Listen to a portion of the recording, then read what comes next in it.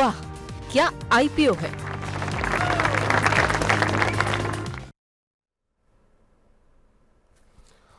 वाह क्या आईपीओ है, खास पेशकश हमारी। और जिस तरीके से बाजार में गिरावट का माहौल इस समय देखने को मिल रहा है, ऐसे में थोड़ी बहुत जो उम्मीदें हैं वो प्राइमरी मार्केट से ही निकल के आती हुई दिखाई दे रही हैं।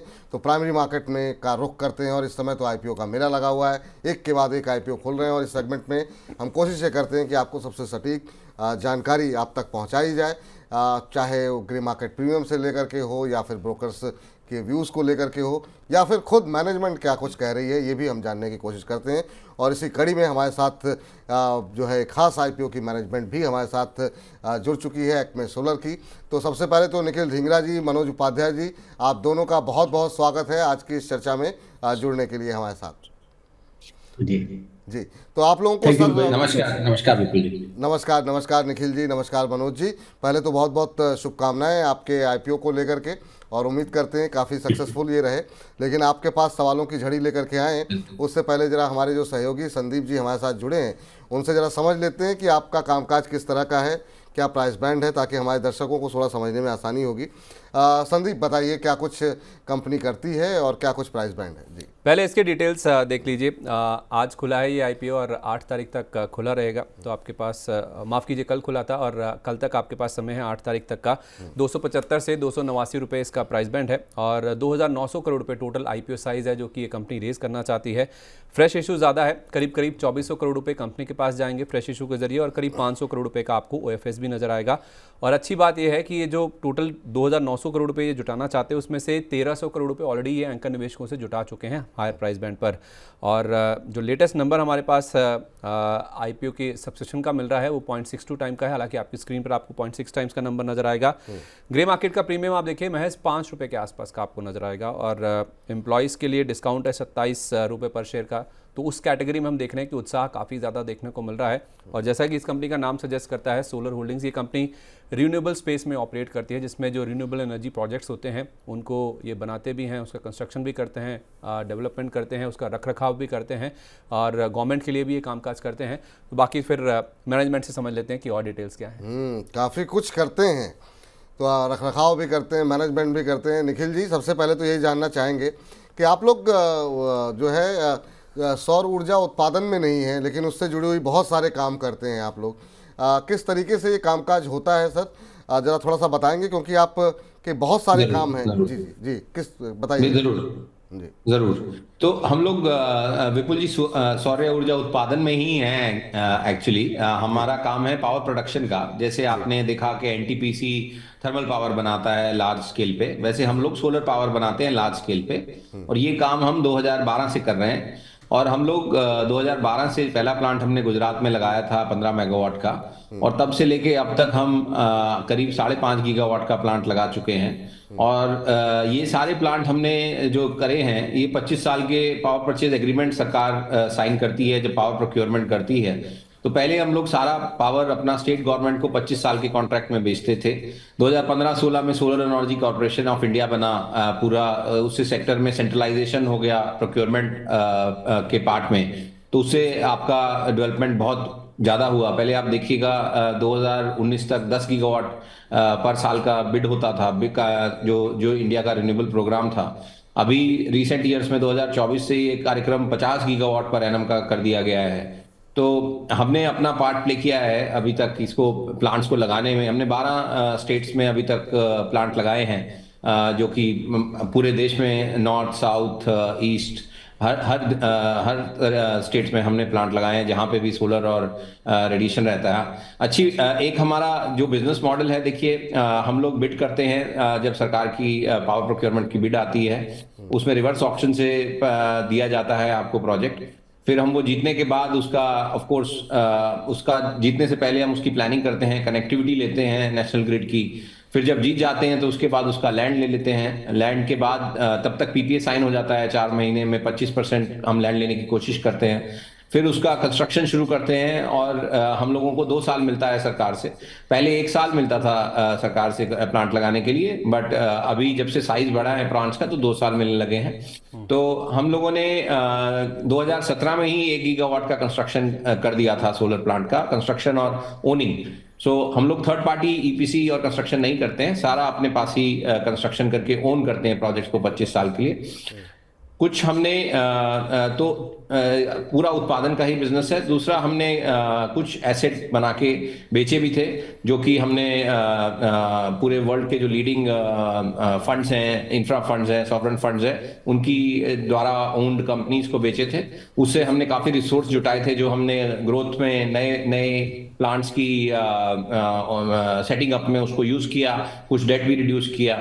तो अभी आज की डेट में हमारे पास 3.7 गीगावाट पीक का सोलर प्लांट चल रहा है, और ज्यादातर हमारे जो अब कॉन्ट्रैक्ट्स हैं 25 साल के, वो सारे solar energy corporation of India के साथ हैं। कुछ हमारे पास पुराने प्रोजेक्ट्स भी हैं जो स्टेट के साथ हम 25 साल पावर कर रहे हैं। एक बड़ी बात क्या हुई है कि अभी जो सरकार का कार्यक्रम है वो पीक पावर की तरफ चला गया है, पीक पावर, हाइब्रिड पावर, जिसमें आपको सोलर के साथ साथ विंड और बैटरी भी लगाना पड़ेगा, और आप पावर दे देंगे सरकार को, रिन्यूएबल पावर, उस वक्त भी जब रिन्यूएबल पावर नहीं होता है, जैसे कि रात के वक्त और उस वक्त जब विंड और सोलर दोनों नहीं होते हैं। उसका कैसे होगा? वो बैटरी के द्वारा होगा। तो वो हमने काफी सारा बिड्स जीता है, जिससे बेसिकली आप पीक पावर की प्रॉब्लम भी सॉल्व कर पा रहे हैं इंडिया की। और वो उसकी वजह से ही ये कार्यक्रम 50 गीगावाट का कामयाब हो रहा है, बिकॉज हर स्टेट में रिन्यूएबल तो कई स्टेट्स में काफी ज्यादा लग गया है सोलर, बट पीक पावर की डेफिसिट अभी भी हर स्टेट में है। सो उसके लिए हम लोग जो टैरिफ दे पा रहे हैं, रिन्यूएबल इंडस्ट्री जो टैरिफ दे पा रही है, वो करीब 4.30 से 4.70-80 तक जा रहा है, जो कि थर्मल के मुकाबले काफी कॉम्पिटिटिव है। अगर थर्मल की बिडिंग देखें रिसेंट, तो वो 5 रुपए के ऊपर जाता है और उसका टैरिफ एस्केलेटिंग होता है, जबकि हमारा टैरिफ फिक्स टैरिफ होता है 25 साल के लिए। हमारे बिजनेस में जो खर्चा होता है सारा का सारा, वो अपफ्रंट होता है। उसमें आपको लगने के बाद कोई खास खर्चा नहीं है, बिकॉज सोलर के बिजनेस में आपको पैनल क्लीन करना होता है और प्रिवेंटिव मेंटेनेंस करना होता है, अपनी ट्रांसमिशन लाइन का मेंटेनेंस और बाकी प्लांट का मेंटेनेंस। उसके अलावा खर्चा नहीं है। वो की बहुत बड़ा एडवांटेज है किसी कस्टमर के लिए, बिकॉज उसको किसी चीज के ऊपर डिपेंडेंसी नहीं है, रॉ मटेरियल की, फ्यूल की। एक बार टैरिफ हो गया, प्लांट चल गया, तो दिक्कत ना कस्टमर के लिए है जो पावर खरीद रहा है आपसे, जो कि मोस्टली सरकारी एजेंसीज हैं, सेंट्रल सरकारी एजेंसी, AAA एंटिटीज हैं, और आपके लेंडर और इन्वेस्टर को भी कोई इसमें दिक्कत नहीं आती, बिकॉज कैश फ्लो बहुत ही प्रिडिक्टेबल हो जाता है, जैसे बन जाता है। जी सर। जी निखिल जी, मनोज जी, आप दोनों का बहुत बहुत स्वागत है मनी लाइन पर। आप दोनों को ही नमस्कार। मनोज जी, मेरा सवाल आपसे है, जैसे अभी निखिल जी बता भी रहे थे कि आपने कुछ रिसोर्सेज बेचे हैं, कुछ रकम आपके पास आई है, आपने अपना डेट पे ऑफ किया है। अभी मैं IPO के जो प्रोसीड्स आपके आ रहे हैं, आपके पास करीब ये जो रकम आप जुटा रहे हैं, उसमें से आपने जो मेजॉरिटी ऑफ द पोर्शन है वो आप डेट पे ऑफ के लिए इस्तेमाल करेंगे, कर्ज का भुगतान करेंगे। और मैं आपके कर्ज के नंबर्स देख भी रहा था, करीब 7,500 करोड़ का कर्ज था 3 साल पहले, वो अब 23% बढ़कर 9,320 करोड़ रुपए पर पहुंच गया है। तो पहले तो ये क्या आप जो कैपेसिटी ऐड कर रहे हैं उस वजह से ये डेट बढ़ा है, और कितना आप पे ऑफ कर देंगे, कितना बच जाएगा आपके पास ये जो डेट है इस IPO की प्रोसीड्स के बाद? एक्चुअली आप फाइनेंशियल नंबर पूछ रहे हैं, तो मैं निखिल को ही बोलूंगा आप तो ठीक है आपको बताने के लिए। मैं भी बता सकता हूं, but he can tell you better. Nikhil आप भी हाँ, तो देखिए संदीप जी, हमारा जो ये बिजनेस है, ये केपेक्स ड्रिवन बिजनेस है। जैसे कि किसी भी यूटिलिटी का होता है, तो आप जो केपेक्स करते हैं उसके लिए आपको 75% लोन मिल जाता है, और 25% आपको अपनी इक्विटी डालनी होती है। इसको डेट इक्विटी ब्रेकअप आप जानते हैं क्या उसको कहते हैं। तो हमने जो ये प्लांट लगाए हैं अभी तक, जो 3.7 गीगावाट पीक, तो उसका जो केपेक्स किया है उसी के लिए एवज में ये पूरा का पूरा डेट लिया हुआ है, और इसके अगेंस्ट पूरा जो एबिडा और कैश फ्लो है वो बहुत ही स्ट्रांग है। सो जो अभी हमारा डेट है आज की तारीख में, वो अराउंड 9,000 करोड़ का है।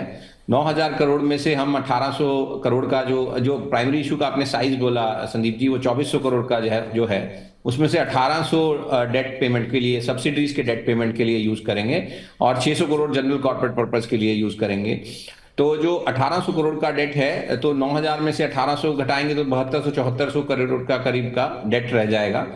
इसमें फायदा क्या होगा हमें कि ये जो हम डेट पे करेंगे उससे हमारा ऑपरेटिंग कैश फ्लो थोड़ा स्ट्रांग होगा, जिससे हमें केपेक्स करने में मदद मिलेगी, क्योंकि अल्टीमेटली हमारा एम यही है कि हमारे जो प्लांट हम लगाने वाले हैं उसके लिए हमें कैश फ्लो स्ट्रांग रहे।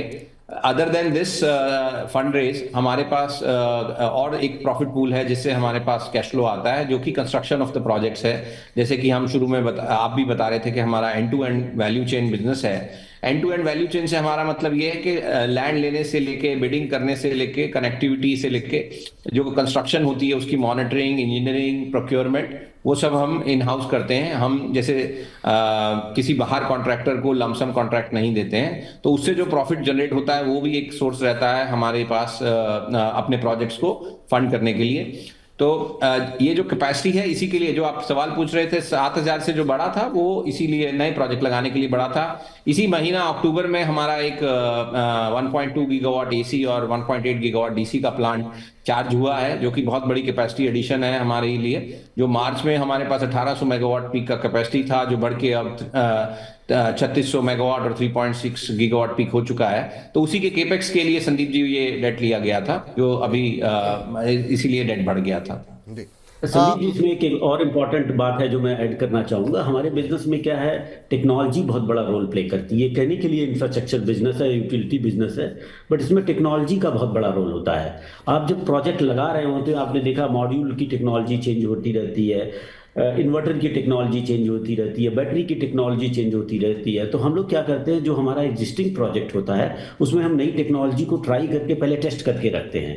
तो जब नया प्रोजेक्ट आता है, तो जब हम उसको इम्प्लीमेंट कर रहे होते हैं, तो उससे एक हमारी ईपीसी मार्जिन में इंप्रूवमेंट हो जाता है और दूसरा हमारी जनरेशन में इंप्रूवमेंट होता है। तो आप हमारे प्रोजेक्ट को किसी भी इंडिया की कंपनी से कंपेयर करेंगे तो आपको सबसे लीडिंग रोल में मिलेगी हमारी कंपनी, कॉस्ट ऑफ एग्जीक्यूशन में, कॉस्ट और इनोवेशन में, नई टेक्नोलॉजी में, और तीसरा ऑपरेशनल एक्सेलेंस में। आपको तीनों जगह बहुत अच्छा वो मिलेगा।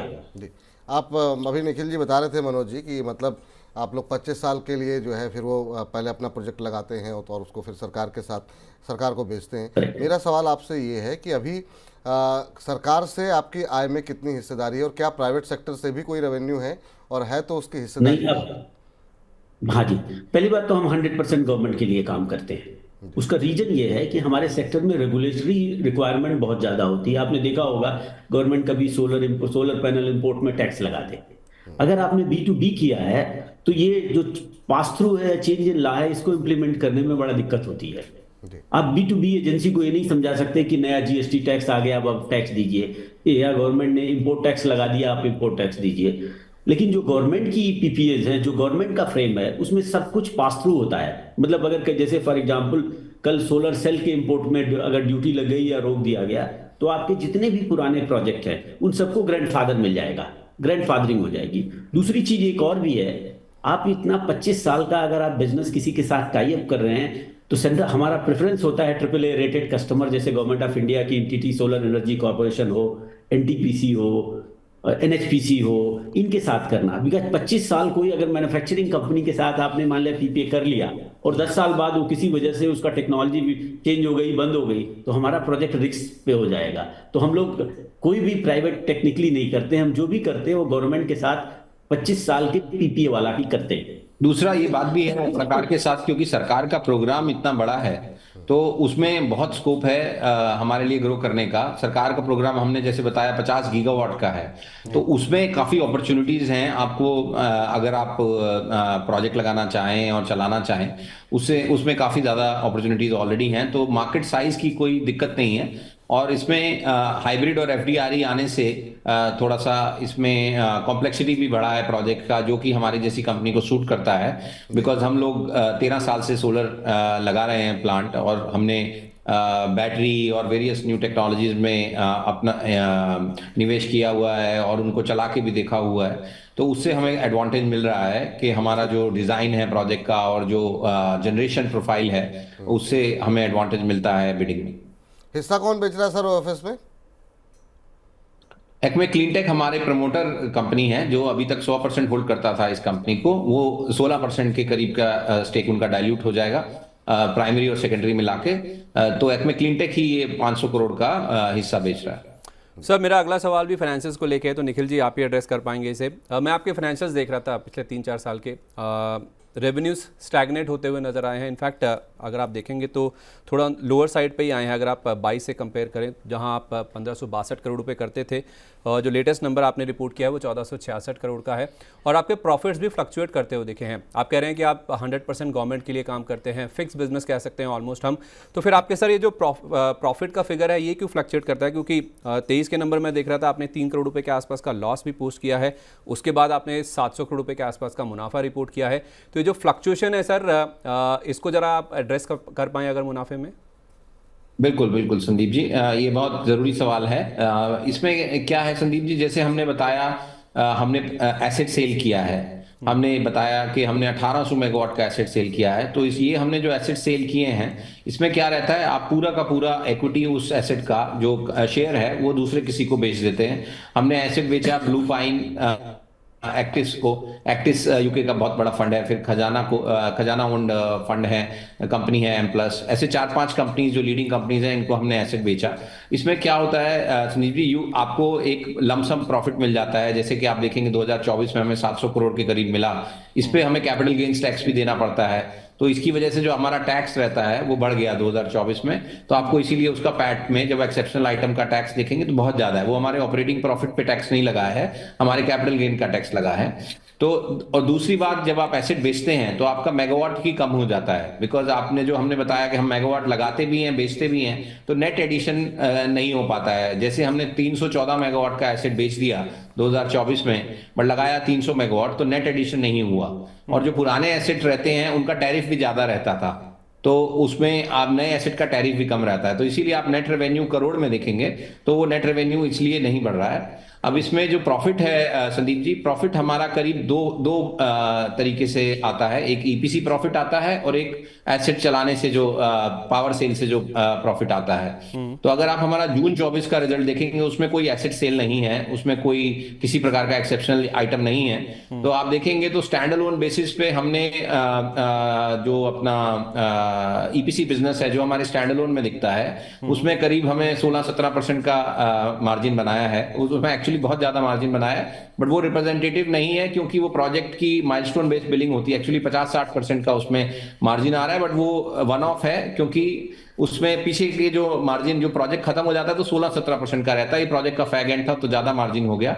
बट आपका जो पावर सेल का जून का नंबर है जो कि हमारे कंसोलिडेटेड फाइनेंशियल्स में आपको देखने को मिलेगा, उसमें हमने 16-17% का पीबीटी किया है, जिसमें कोई एक्सेप्शनल आइटम नहीं है। बेसिकली 310 करोड़ या 320 करोड़ के रेवेन्यू पे हमने 50 करोड़ का पीबीटी किया है, जिसमें जो हमारे पावर सेल में आपको दिखाएगा कि 16-17% पीबीटी है। और जब आप टैक्स देखते हैं तो टैक्स अराउंड 46 करोड़ का दिखेगा आपको जून के फाइनेंशियल्स में। वो इसीलिए क्योंकि जो ईपीसी का प्रॉफिट हमने कमाया उस पर हमने टैक्स दिया है इसी कंपनी में, बिकॉज सेम कंपनी जो होल्डिंग कंपनी है यही ईपीसी करती है और इसी में कंसोलिडेशन होता है हर एसपीवीज का। तो आपको हमारे फाइनेंशियल्स देखने के लिए स्टैंड अलोन, कंसोलिडेटेड दोनों देखना पड़ेगा। दूसरी बात, जब जैसे मैंने कहा अभी अक्टूबर में हमने एक बहुत बड़ा एसेट चार्ज किया है, बिकॉज हमारे बिजनेस में जैसे जैसे एसेट बनते जाते हैं, जैसे जैसे हमारे फाइनेंशियल्स मूव करते हैं, तो अभी जो हमने एसेट चलाया है ये लगभग हमारा मेगावाट को ऑलमोस्ट 100% से ग्रो कर रहा है। बिकॉज 1800 मेगावाट पीक हमारा जो था वो चल रहा था मार्च फाइनेंशियल ईयर में, और इस साल हमने अक्टूबर में ये जो एसेट लगाया है ये इस साल हमारी बैलेंस शीट में ऐड होगा, बिकॉज वो फाइनेंशियल अभी इस क्वार्टर का जब दिसंबर का बनेगा तो ये ऐड हो जाएगा। तो इससे काफी एडिशन होगा आपका, बिकॉज मेगावाट ही इतना ज्यादा बढ़ गया तो आप हिसाब लगा सकते हैं वो बढ़ जाएगा। और दूसरा जो एसेट सेल का काम था ये हम इसलिए कर रहे थे क्योंकि हम होल्डिंग कंपनी पे इक्विटी रेज नहीं करना चाह रहे थे जब तक हमारा हम लोगों को ये एसेट बेचने से जब हमें पैसे चाहिए हैं तो मॉड्यूलर तरीके से उसको बेच पाए। ठीक तो है इसमें एक सर, पॉइंट मैं और ऐड करूंगा संदीप जी, जस्ट एक पॉइंट। एक्चुअली जब हम एसेट सोलर का बन जाता है ना तो यूरोप और यूएस में इसको फाइनेंशियल एसेट कहते हैं। क्या होता है, जितने पेंशन फंड हैं, जितने इंश्योरेंस कंपनीज हैं, वो ऐसे एसेट को बहुत अच्छे डिस्काउंटिंग रेट में आपसे खरीद लेती हैं, राइट। तो नॉर्मली क्या होता है, ये एसेट उनके पास चला जाता है। इंडिया में भी अब ट्रेंड आ रहा है, तो हमने अपने एसेट को जो बनाया था, ये एक और भी रिक्वायरमेंट होती है कि जो आप अपना एसेट बना रहे हैं वो कितना बढ़िया है। बढ़िया तभी होता है जब आपका कस्टमर खरीदता है। तो हमने बहुत अच्छे मल्टीपल पे इन एसेट्स को बेचा था। और जैसे निखिल ने बताया, हमारे बिजनेस में ना 2 प्रॉफिट पूल है, एक है अपना ईपीसी का प्रॉफिट और एक होता है हमारा पावर सेल्स का प्रॉफिट। लेकिन जब हम दोनों को कंसोलिडेट करते हैं तो ईपीसी अपनी भी दो कंपनियों के बीच में कंसोलिडेशन में खत्म हो जाता है, लेकिन उसका टैक्स रह जाता है। तो टेक्निकली वो क्या करता है, पावर सेल्स के प्रॉफिट को भी कम कर देता है। तो आपको थोड़ा स्टैंड अलोन होके दोनों को प्रॉफिट को अलग अलग देखना पड़ेगा। मैं सर यही समझना चाह रहा था। इनफैक्ट निखिल जी, आपसे एक छोटा सा क्लैरिफिकेशन चाहिए। मैंने आपका जो रेवेन्यू में फ्लक्चुएशन है वो तो मुझे समझ आ गया, केवल प्रॉफिट के फ्रंट पे ये जो आपने 697 करोड़ रुपए का आपने प्रॉफिट रिपोर्ट किया है, ये अगर आप मुझे एडजस्टेड बेसिस पे बता दें, आपका जो एसेट सेल होता है उसको निकाल के नंबर बता दें। हाँ, एडजस्टेड बेसिस 100 आप अगर देखेंगे तो 160 करोड़ का पीबीटी है हमारा पिछले साल। और दूसरा सर ये जो बिफोर एक्सेप्शन, हाँ, दूसरा सर ये जो जून क्वार्टर का आपने 1.5 करोड़ रुपए के आसपास का मुनाफे का नंबर रिपोर्ट किया है, क्या यही रन रेट मेंटेन करेंगे आप, मतलब इसी को मान के चले हम? नहीं, तो मैं यही बता रहा था, जून में आप अगर पीबीटी देखेंगे संदीप जी तो 50 करोड़ का पीबीटी है। और जो ये 46 करोड़ का टैक्स देख रहे हैं आप, राइट, ये सारा का सारा टैक्स ईपीसी प्रॉफिट का है, जो कि मतलब आपने जो 2024 में डील करी थी उसका टैक्स आपने जून क्वार्टर में आके दिया, यही कहना चाह रहे हैं? नहीं, जून के फाइनेंशियल्स आप स्टैंड अलोन देखेंगे तो उसमें 150-200 करोड़ का ईपीसी प्रॉफिट है। 300 करोड़ का है, नहीं, 200-200 करोड़ का ईपीसी प्रॉफिट है। तो आप देखेंगे अगर एक्मे सोलर होल्डिंग की स्टैंड अलोन फाइनेंशियल्स में, उस पे जो हमने इनकम टैक्स दिया 25% के करीब का इनकम टैक्स दिया 46 करोड़ का, वो है वो। ठीक है सर। तो आपका क्योंकि कंपनी का टैक्स रेट तो एक ही रहता है, वो कंसोलिडेट जो प्रॉफिट आया वो सारा का सारा आपका पावर सेल रेवेन्यू से आया। जो आपने टैक्स दिया वो ईपीसी प्रॉफिट पे दिया, क्योंकि जो ये पावर सेल का बिजनेस है इसमें टैक्स कुछ ज्यादा होता नहीं, बिकॉज डेप्रिसिएशन बहुत ज्यादा होती है इसमें। आपको पता होगा कि क्योंकि इसमें आपका डेप्रिसिएशन बहुत ज्यादा रहता है, बिकॉज 30 साल का बुक डेप्रिसिएशन है और 14 साल का टैक्स डेप्रिसिएशन है। तो इस वजह से जो सारा टैक्स आप देख रहे हैं, जो आप देख रहे हैं हमारा 50 का पीवीटी हुआ, अराउंड 46-47 का टैक्स लग गया, तो कुछ बचा नहीं नीचे पैट में। बट आप अगर कैश फ्लो देखेंगे तो 50 करोड़ का रियल में कैश आया इधर से और 150-200 करोड़ का कैश में आया उधर से।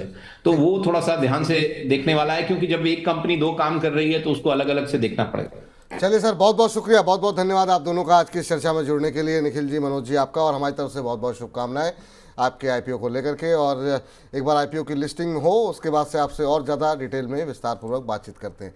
बहुत बहुत धन्यवाद आपका। धन्यवाद।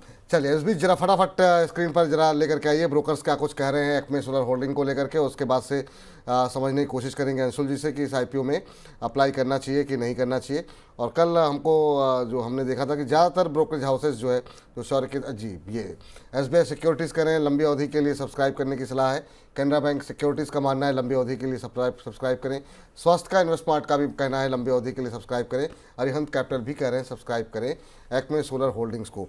बाजार की स्थिति ऐसी है कि फिलहाल वो वहाँ का जो सेंटिमेंट है वो कहीं ना कहीं ग्रे मार्केट प्रीमियम को जो है प्रभावित करता हुआ दिखाई दे रहा है। लेकिन सर रिन्यूएबल एनर्जी पे आपका व्यू, खासतौर से सौर ऊर्जा पे क्या कुछ रहेगा? ओएफएस को लेकर के आप हमेशा सशंकित रहते हैं, तो वहाँ पर भी हमने थोड़ी सा क्लैरिफिकेशन लेने की कोशिश की आपकी टिप्पणी मैनेजमेंट को सुनने के बाद। देखिए विपुल जी, मैं थोड़ा सा मोटी बुद्धि का आदमी हूँ, मेरे को इतना कॉम्प्लेक्स कारोबार कभी समझ में आता नहीं है। ग्रे मार्केट प्रीमियम है नहीं, प्रॉफिट जैसा संदीप जी ने कहा 2-3 साल से स्टैग्नेंट है। तो मैं हमेशा ग्रोथ वाली कंपनीज में ज्यादा प्रेफर करता हूँ जहाँ पे ईपीएस और सेल्स, या तो ईपीएस ग्रो हो रहा हो या सेल्स ग्रो हो रहा हो। यहाँ पे दोनों चीज नहीं दिख रही है, तो मैं अवॉइड की सलाह दूंगा, क्योंकि 90% जो लोग देख रहे हैं उनको लॉन्ग टर्म से कोई मतलब नहीं होता है, लिस्टिंग गेन के लिहाज से आपसे सलाह चाहते हैं। मुझे नहीं लगता लिस्टिंग में कोई गेन आपको मिलेगा, बल्कि अगर मार्केट यहाँ से हल्का सा भी कमजोर रहता है तो हो सकता है फ्लैट टू नेगेटिव लिस्टिंग दे दे। तो लिस्टिंग गेन के पर्सपेक्टिव से बिल्कुल नहीं लेना चाहिए, और लॉन्ग टर्म का मेरे को इसमें कुछ समझ में आया नहीं, तो मेरा कोई व्यू बन नहीं रहा है। चलिए, आपका व्यू नहीं बन रहा है, बाकी ब्रोकर्स की राय हमने अपने दर्शकों को बता दी, तो सोच समझकर जो निर्णय आपको लेना है आप ले सकते हैं। लेकिन बाकी जो आईपीओ खुले हुए हैं उन पर जरा एक एक करके चर्चा कर लेते हैं। संदीप, आज जो है एक आईपीओ का आखिरी दिन भी है, वहाँ से शुरुआत करते हैं। मतलब दूसरे नंबर पे वहाँ पर सेगलिटी में क्या कुछ स्थिति बनती हुई दिखाई दे रही है, और क्या जो है सब्सक्रिप्शन के आंकड़े सुधरते हुए दिखाई दे रहे हैं? बिल्कुल सुधार है, आखिरी दिन है, एक्सपेक्टेड भी था कि यहाँ पे नंबर्स बढ़ते हुए दिखेंगे और वैसा दिखा भी है। पहले ज़रा इसका प्राइस बैंड आप देख लीजिए, काफ़ी अट्रैक्टिव आपको नज़र आएगा, 28 से 30 रुपये है। और यही एक शायद कारण भी है कि रिटेल इसमें हम देख रहे हैं कि काफ़ी ज़्यादा अट्रैक्ट होता हुआ नज़र आ रहा है, क्योंकि प्राइस पॉइंट जो होता है, ऑब्वियसली इंडिया है तो इंडियन कस्टमर तो प्राइस पॉइंट को लेकर बहुत सेंसिटिव होता है। ये 2106 करोड़ रुपये जुटाना चाहते हैं, जिसमें से OFS के ज़रिए ही पूरी रकम इनके मौजूदा निवेशकों के पास जाएगी। 2106 करोड़ रुपए का ये OFS है और 1 बजे तक का नंबर 0.82 टाइम्स का था, लेकिन अभी अगर आप देखेंगे जो लेटेस्ट नंबर है वो करीब करीब 2.5 गुना के आसपास का। और खासतौर पे सबसे अच्छी बात ये है, रिटेल मैंने कहा प्राइस पॉइंट की वजह से यहाँ पे ज़रूर आते हैं, लेकिन QIB की जो बुक है वो आप देखिए लास्ट दिन जो है काफ़ी तेज़ी से ग्रो कर रही है। 2.25 गुना के आसपास के नंबर्स यहाँ पे आपको नजर आएंगे। रिटेल 3.5 गुना है, एम्प्लॉयज़ का भी 3.25 गुना के आसपास का जो नंबर है वो आपको नजर आएगा। तो टोटल मिला के देखा जाए तो अभी तक 2.5 गुना के आसपास इनकी बुक सब्सक्राइब हो गई। लेकिन दिक्कत की बात है सेंटिमेंट, जो कि ग्रे मार्केट से झलकता है। केवल 50 पैसे का ग्रे मार्केट प्रीमियम, 50 पैसे का ही है। अब समय ज़्यादा बचा नहीं है सर, आखिरी दिन अप्लाई करना चाहिए या नहीं करना चाहिए? हालांकि IPO तो सब्सक्राइब हो गया है, लेकिन जो लोग अभी तक सोच रहे हैं या संशय की स्थिति में हैं, उनके लिए क्या सलाह रहेगी? देखिए 11,000 करोड़ की एवरेज सेल्स है इसकी, और जोमेटो दोनों की लगभग 11-12,000 सैगिलिटी सर, सैगिलिटी स्विगी की नहीं सर, एक सैगिलिटी इंडिया करके IPO जिसका आज क्लोजिंग है, और उस पर जो है स्वास्थ्य का इन्वेस्टमार्ट कह रहा है अवॉइड करें, SBI सिक्योरिटीज़ कह रहा है अवॉइड करें, स्टॉक बॉक्स कह रहा है सब्सक्राइब करें, अरिहंत कैपिटल कह रहे हैं कि कॉशन के साथ सब्सक्राइब करें, और कैनरा बैंक कह रहा है कि लंबी अवधि के लिए सब्सक्राइब करें। सैगिलिटी इंडिया IPO पर देखिए इसमें मेरी तरफ से अवॉइड की सलाह ज्यादा है। पूरा का पूरा OFS है, तो मतलब माल बेच के निकल रहे हैं प्रमोटर, कंपनी के पास कोई पैसा नहीं जा रहा है, कंप्लीटली अवॉइड कर देना चाहिए। कंप्लीटली अवॉइड की सलाह सैगिलिटी इंडिया पर भी यहाँ पर निकल करके आती हुई। अगली कंपनी स्विगी का पर बात कर लेते हैं, और स्विगी पे हमने देखा कि कल जब से IPO खुला है उसके बाद से हमने देखा कि जोमेटो की बल्ले बल्ले कल होती हुई दिखाई दी थी। हालांकि आज भी जोमेटो के शेयर में 2% की तेज़ी है। संदीप क्या कुछ कह रहे हैं नंबर्स? थल्ले थल्ले ही हैं ये तो, बल्ले बल्ले तो जोमेटो की है, ये तो नीचे ही जा रहा है सर। 6 से 8 नवंबर इसकी डेट है। ये तो ज़्यादातर लोग जानते हैं, 371 से 390 इसका प्राइस बैंड है, और 11,327 करोड़ रुपए का ये IPO, जिसमें से करीब करीब 4,500 करोड़ रुपए कंपनी के पास आएंगे और 6,828 करोड़ रुपए OFS में जो मौजूदा निवेशक है उनके पास जाएगा। 1 बजे तक ये 0.24 टाइम्स भरा था। अभी भी आप लेटेस्ट नंबर देखिए 0.25, पूरा भरने को तैयार नहीं है। डर लग रहा है मुझे कि क्या होने वाला है इसके साथ। हालांकि एक दिन बाकी है, अभी 8 तारीख तक का सब्सक्रिप्शन का टाइम है, लेकिन 390 रुपये अगर ये पूरा भर भी गया, प्राइस बैंड बन भी गया, तो उसके ऊपर 6 रुपये मिल रहे हैं। तो 6 रुपये से किसी का क्या होने वाला है ये समझ से बाहर है। लेकिन हाँ, सेंटिमेंट ज़रूर जो प्राइमरी मार्केट है उस पर रूल हो रहा है, और वो बन रहा है सेकेंडरी मार्केट से। बिल्कुल सही बात है। और इसका असर पहले तो हम देख रहे थे कि बहुत लोग ये कहते भी थे कि जो है वैल्यूएशन महंगी है और महंगा लग रहा है, लेकिन उसके बावजूद लोग भर भर के सब्सक्राइब कर रहे थे और लिस्टिंग गेन भी मिल रहा था। नहीं, जोमेटो का आप देखिए, जोमेटो इससे 2.5 गुना वैल्यूएशन पे है। बिल्कुल बिल्कुल बिल्कुल, और तब भी लोग खरीदने को राजी। जरा एक बार जरा स्क्रीन पर ब्रोकर्स की राय दिखा दीजिए फटाफट, हाँ, ताकि लोग थोड़ा सा समझ लेना। सैमको सिक्योरिटीज़ अवॉइड करने की सलाह है, आदित्य बिरला मनी भी अवॉइड करने की सलाह है, स्वास्थ्य का कह रहा है कि सब्सक्राइब करना चाहें तो कर लें, मे अवॉइड। SBI सिक्योरिटीज़ कह रहा है कि लंबी अवधि के लिए सब्सक्राइब करें, KR चौकसी भी सब्सक्राइब करने की सलाह दे रहा है। यानी कि 5 में से जो हमने आपको राय दिखाई है उनमें से 3 के मन में, 3 में से 2 में से तो बिल्कुल पूरी तरह अवॉइड है, और एक के मन में संशय है। महज 2 लोग हैं जो कि सब्सक्राइब करने की सलाह दे रहे हैं। और ये वो आंकड़े जो है ऑर्डर बुक से लेकर तमाम चीज़ें जो कल शौर्य ने निकाले थे आप लोगों के लिए, ताकि आप लोग समझ सकें, और कहीं ना कहीं जो है वो उसमें ये बात निकल करके आई थी कि स्विगी जो है वो थोड़ा सा महंगा पड़ता हुआ दिखाई दे रहा है, और इनके पास जो इनके अदर इनकम है वो क्यों इनकी इतनी ज़्यादा बढ़ती हुई दिखाई दे रही है। 21% से ज़्यादा हिस्सेदारी वो अदर्स की है यहाँ पर, कंपनी की जो आय है उसमें, तो वो थोड़ी सी एक समस्या जो है होती हुई यहाँ पर दिखाई दे रही है। कॉस्ट जो है, परसेंटेज ऑफ रेवेन्यू की जो उसमें जो लागत है वो 21% से ज़्यादा जो है अदर्स में जाती हुई दिखाई दे रही है, और वो जोमेटो के अंदर कम यहाँ पर दिखाई दे रही है। जोमेटो का भी देख लीजिए ज़रा, देखिए यहाँ पर लागत जो है वो थोड़ी कम है, 1%, 0.25%, आधा फीसद। तो तमाम लोगों ने तमाम पैमानों पे जब परखा तो हम देख रहे हैं 2 दिन से लोग जोमेटो ज़्यादा खरीद रहे हैं, और यहाँ पर रुझान थोड़ा ठंडा दिखाई दे रहा है। सर आपकी राय, अंशुल जी? देखिए स्विगी पे तो बिल्कुल अवॉइड की सलाह है, क्योंकि OFS इतना बड़ा है कि प्रमोटर जो है या जो पुराने इन्वेस्टर हैं वो महंगे वैल्यूएशन पे माल दे रहे हैं। पहले तो 470 के आसपास देने की कोशिश की, लेकिन मार्केट सेंटीमेंट खराब हुआ तो थोड़ा सा डाउनवर्ड रिवाइज किया। तो अभी ये सोच के साथ IPO आया है कि इस समय मार्केट जो भी वैल्यूएशन दे रहा है ले लो, यहाँ से और मार्केट खराब हुआ तो ये भी नहीं मिलेगा। और लास्ट टाइम भी एक बार इनको शायद IPO कैंसिल करना पड़ा था, सब कुछ फाइनल होने के बाद मार्केट खराब हो गया था। तो इस सोच के साथ IPO लाना मैं ये कहूँगा दिन दहाड़े लूट वाला हाल है, तो अवॉइड करना चाहिए, कंप्लीटली अवॉइड करना चाहिए। जोमेटो ज़्यादा बेहतर कैंडिडेट है, अर्निंग्स, विजिबिलिटी, प्रॉफिटेबिलिटी सारी चीज़ें वहाँ पे क्लियर है। जब जोमेटो लॉस में था मैं जोमेटो अवॉइड की सलाह देता था, जब जोमेटो प्रॉफिट में आया तो हमने भी बाइंग की सलाह दी है, और अभी भी जोमेटो 1.5-2 साल के प्रोस्पेक्टिव से हमें 500 550 रुपए के टारगेट दिख रहे हैं, तो जोमेटो लेके चलना चाहिए।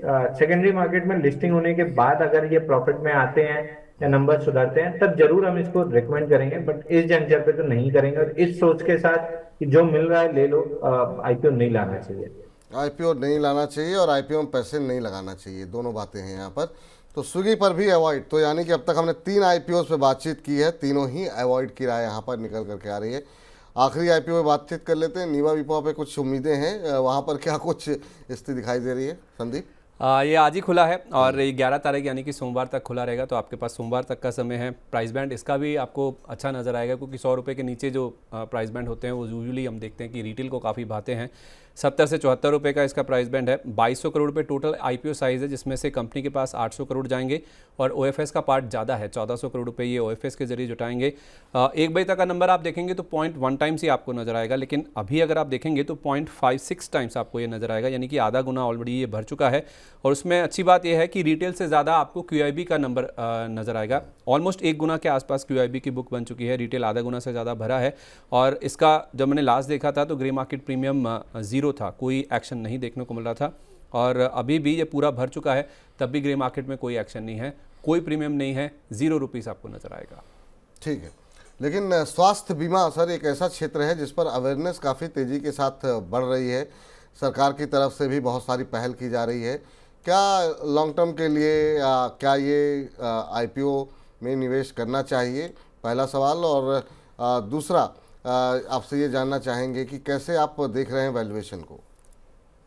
देखिए मेरे ख्याल से ये वही कंपनी है जो पहले मैक्स बूपा के नाम से थी और उसके पहले किसी और नाम से थी, तो इसको पहले तो चलाना बड़ा मुश्किल हो रहा है। दूसरा मेरे ख्याल से इन्वेस्टर्स निकलने की कोशिश कर रहे हैं, 1400 करोड़ तो ओएफएस है, तो कम्प्लीटली अवॉइड करना चाहिए, ना शॉर्ट टर्म, ना लिस्टिंग इन, ना लॉन्ग टर्म, कम्प्लीटली अवॉइड करना चाहिए। अगर इसी क्षेत्र में रहना है तो HDFC life way better candidate है। सेकंड चॉइस में अगर जाना है तो आईसीआईसीआई प्रू जा सकते हैं, बट ये कहीं भी मतलब 4th, 5th, 6th चॉइस में भी नहीं बैठता है, तो अवॉइड कर देना चाहिए कम्प्लीटली। अवॉइड कर सकते हैं। बड़े बड़े नाम, बड़े और दर्शन छोटे वाली स्थिति हो गई, बड़े बड़े सारे नाम इसमें हैं। खासतौर से स्विगी पे इतने दिन से चर्चा हो रही थी, सोलर की स्टोरी इतनी ज़्यादा अच्छी है कि सब लोग रिन्यूएबल एनर्जी की बात कर रहे थे, और एक जो है बीमा क्षेत्र, ये सबको अवॉइड करने की सलाह यहाँ पर निकल करके आई है। लेकिन कुछ एक सवाल है, 2 सवाल ले लेते हैं फटाफट, ताकि जो है हमारे दर्शक जो है वो नाराज़गी जाहिर ना करें कि उनके प्रश्नों के उत्तर यहाँ पर नहीं दिए गए। सर, दीपक बिल्डर्स को लेकर के किशोर पुरोहित जी बहुत देर से जानकारी लेना चाह रहे हैं कि अभी तक आईपीओ को होल्ड करके रखा हुआ है इन्होंने दीपक बिल्डर्स के, कह रहे हैं कि क्या इसमें और ऐड कर लें या फिर निकल जाएँ, क्या सलाह रहेगी आपकी? देखिए आईपीओ पोस्ट लिस्टिंग पहले दिन की कैंडल बहुत खराब थी, और पूरा अभी तक लिस्टिंग के बाद से एंकर वीवैप 169 के आसपास आ रहा है, तो 169 का लेवल मिलता है तो वहाँ पे एग्जिट कर लेना चाहिए, वहाँ से फ्रेश डाउन मूव आता हुआ दिखेगा। तो 169 के आसपास मिलता है, एग्जिट कीजिए, एग्जिट कर लीजिए, ये सलाह निकल करके आ रही है। कुलदीप चिकारा जी कह रहे हैं पहले चुन चुन के स्टॉक बताना चाहिए, पब्लिक बाय कर सके, ये आईपीओ का डिस्कशन क्यों कर रहे हैं? सर आप लोगों की फरमाइशें ये फरमाइशें कब खत्म होंगी? ना मैनेजमेंट हो तो समस्या, डिस्कशन कर लीजिए तो दिक्कत। चलिए संदीप जी, अब चुन चुन का वक्त हो रहा है, लगातार दर्शकों का भी प्रेशर बढ़ रहा है। बहुत बहुत शुक्रिया, बहुत बहुत धन्यवाद ये तमाम जानकारी हमारे जो है दर्शकों तक पहुँचाने के लिए। तो फिलहाल इस सेगमेंट को करते हैं यहीं पर समाप्त। वाह, क्या आईपीओ है!